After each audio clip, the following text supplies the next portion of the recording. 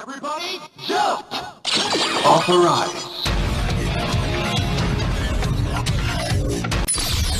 Progrise. Let's ride. Metal ride! Secret material. Heat in. Metal. Nevada Crossover! It's high quality. Hello YouTube, this is Charlie426, and today we have the review of the P-Bandai exclusive SHF Kamen Rider Zero-One Metal Cluster Hopper. Now, up to this point on my channel, the last Kamen Rider Zero-One upgrade form that I reviewed was Shining Assault Hopper, and for those who've seen it, knew that I really loved that figure. I really loved the figure because it came with all the stuff I expected to come with, and yeah, it was just really well made, and I really loved the design. But ever since the show introduced us to his another upgraded form, which is much more powerful than Shining Assault Hopper, was Metal Cluster Hopper form. Of course, in the series, just wanted to point out that these are one of those forms where the main character could not control. It was basically Kamen Rider build.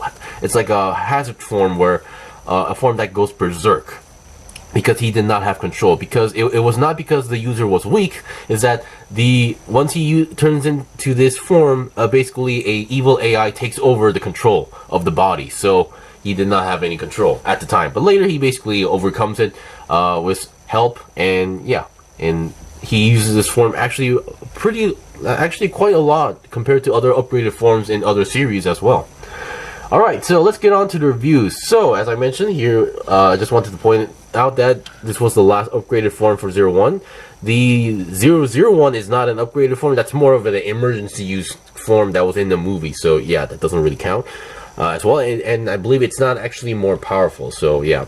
So just wanted to do a quick comparison just to give you guys an idea how different they are, because I don't want people to getting the wrong idea where this is just a silver version of this. No, there is actually a lot of different areas in terms of design and color as well, so yeah. So up to this point, the only form that I'm missing in terms of figure wise is the Shining Hopper form, which is basically this form is based on. Basically rip off all the blue parts and boom, you got Shining Hopper. Now the main reason that I don't have that figure is mostly because if it was at least P-Bandai, I have a chance, but but that figure is a Tamashii Nations exclusive thing, so I have no normal means to get it, so I'm still searching around. Alright, so before we go on to the review, just wanted to move this to the side and see what we got on the box. So here is the box. Definitely loving the color. They did an excellent job matching the overall Rider series theme on the box as well. And here is the back. So yeah, I think Kamen Rider Build and Zero-One did a really good job on their premium Bandai boxes on this ones. Because some figures, they just look too typical SHF boxes, but this one they did a good job. So before we go over the review, let him rotate for a while. So let's see what we got for in terms of accessories. So here are all the hands. So you get, currently I am using the fist hand, so that's one set of hands. Here is another set of hands of fully open hands right over here. So those are pretty typical. Actually no, sorry. Here is the open hands as well here. So these are pretty typical. Most figures should come with a fully open hand, so that's not too special, as you can see there as well. And then here we have a set of multi-purpose hands, but these hands are pretty much meant for the weapon. So you'll be using these hands to hold the weapons as well. Now here we have some more specific hands. So I believe Shining Assault Hopper did not come with these hands, but I believe you can get it with Shining Hopper. So here are a pointing hand and a thumbs up hand. So these are pretty much to do the character's signature pose that he does in the overall show. So yeah, first he points at an enemy, and then he points at himself with his thumb. So which is why we get these hands as well. And so up to this point, those were pretty much typical if you collected a good amount of Kamen Rider Zero-One figures. Now this, I did not expect them to actually give them a choking hand. Yes, this is actually a hand that is for this character to choke on a certain character, because he actually does that in the show, and here is that picture that I try to replicate as well. Now, yeah, I mean, technically this hand does not actually grab onto the figure's neck, but still it's good to know that you actually have a hand as well. The main reason that you can't hold on to the neck is that there's a lot of obstacles around the neck, so yeah. But still, that's figure-wise, but if it was a real human in a suit, you could technically do that. So it was really funny. And I'm pretty sure for those who bought this figure is going to try out. For those who bought this figure and Kamen Rider Salzer, I'm pretty sure you're going to try out the choking pose at least 1 or 2 times. Trust me on that. Alright, and then here we have the weapon. So here is the, I forgot what the name is. Hopefully, the progrise hopper blade. Yeah, progrise hopper blade. So this is the main weapon that allows the user of the suit, the Kamen Rider suit, to take control over back on this form. So yeah. Here is the sword. Now, the sword was definitely, I was expecting the sword. And of course, I was hoping that this blue end tip would be clear piece like in the show. Or at least, I believe the toy is also slightly on a clear plastic. But still, I'm still happy. But they did a pretty good job on getting some details, such as this area right over here. And then they also did a pretty good job on doing the hopper symbol on the inside there. And it's actually covered up in plastic like in the show as well. So yeah, the only part I was hoping to be clear, but still I think they did a pretty good job on the color. The blue looks pretty good as well. It's pretty show accurate if you ask me, other than not being clear. Now, the odd part about this sword was that when I first opened the box, you can actually take this off. But let me get into the point first. When you get this figure, this is the handle that is attached onto the sword. And this bottom section is butt ugly. It's too big, which is why I thought this was going to be alternative. But no, for those who've seen this show, this weapon can actually connect to the attached caliber. Now, this is not included in this figure. You can only get this through buying SHF Kamen Rider Vulcan. So in the show, he actually combines these two weapons, like this. So this is actually supposed to be the size of a progrise key. But here, so you can actually connect it like this. It has to go in a diagonal angle, like that. So this is supposed to be like this. So brings me to question why this is a thing here.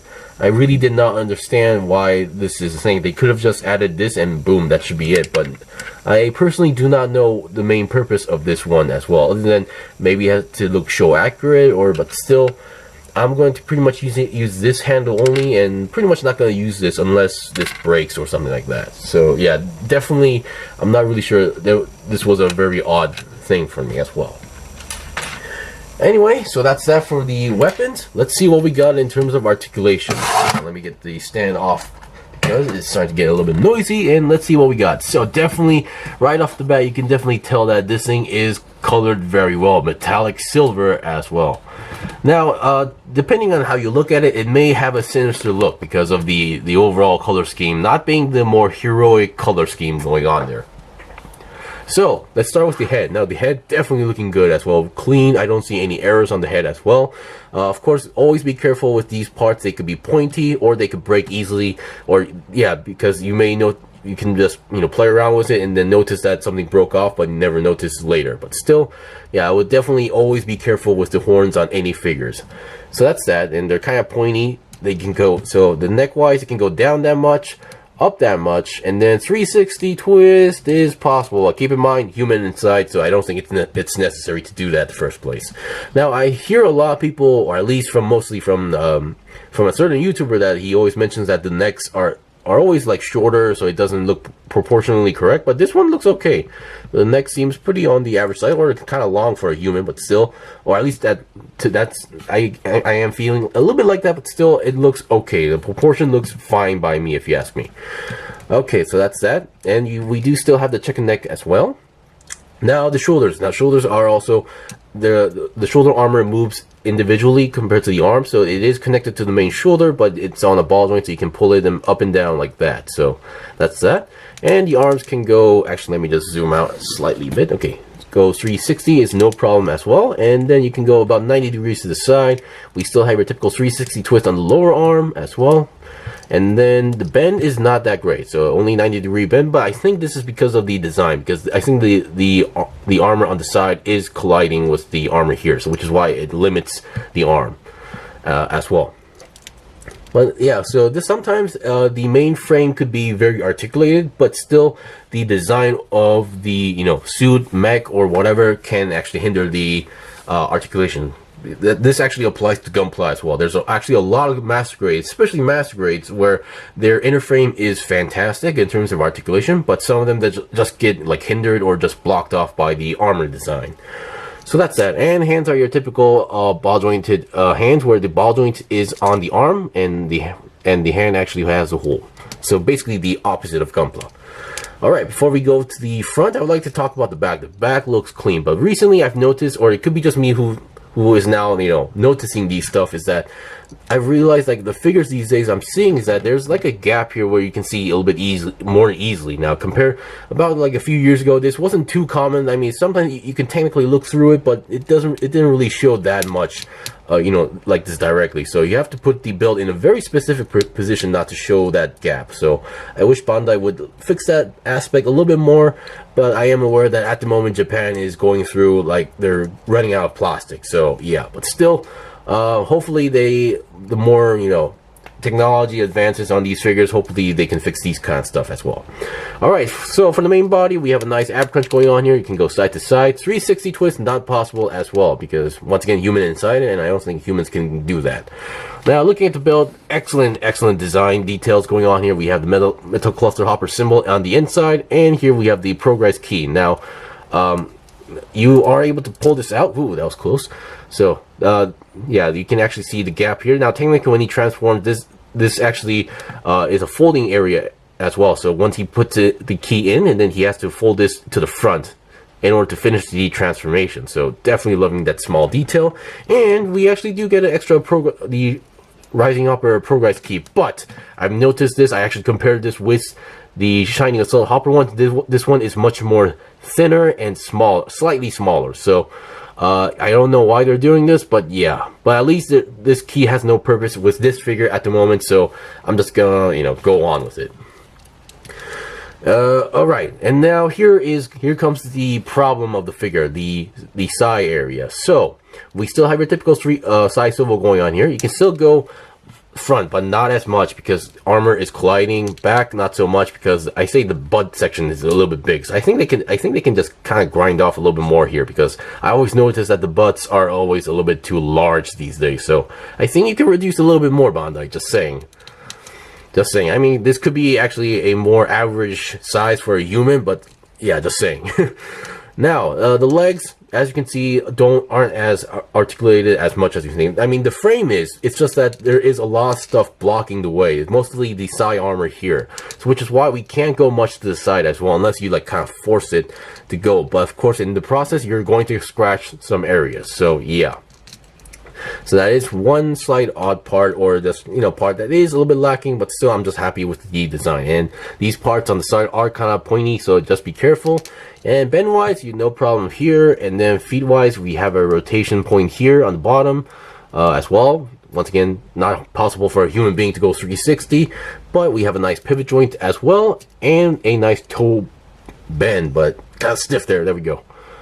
Alright, so we've seen pretty much most of the articulation, so I'll be right back with some demonstrations with the weapons and, yeah, other stuff.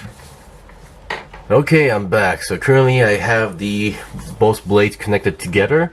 Now, holding the blade either way is no problem as well, because the connection between these two are very firm. So no need to worry, and they're not too tight to the point where you're going to break something, so that's not the case as well.